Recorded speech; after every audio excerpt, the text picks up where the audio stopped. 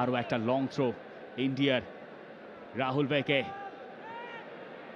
তারিক লাফিয়ে উঠেছিলেন, মোরসালিন ক্লিয়ার করছেন এবং সেখানে আছেন রাকিব। অন্য পাশে মোরসালিন ঢাকায় দৌড়ে যাচ্ছেন, রাকিব দৌড়াচ্ছেন, পাসটা কি পাওয়া যাবে? শেখ মোরসালিনের গোলে বাংলাদেশ লিডে।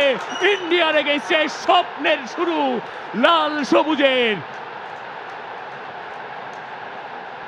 বাংলাদেশ এগিয়ে গেছে, বাংলাদেশ গোল করেছে শেখ মোরসালিন। তিনি গোলটা করলেন, রাকিবকে বলটা ছাড়লেন, রাকিব তার মার্কারদের ছিটকে ফেললেন এবং এরপর যে বলটা বাড়িয়ে দিলেন সেখান থেকেই গ্যালারিতে উঠেছে এই আলোড়ন, কারণ নামটা শেখ মোরসালিন তার গোলে।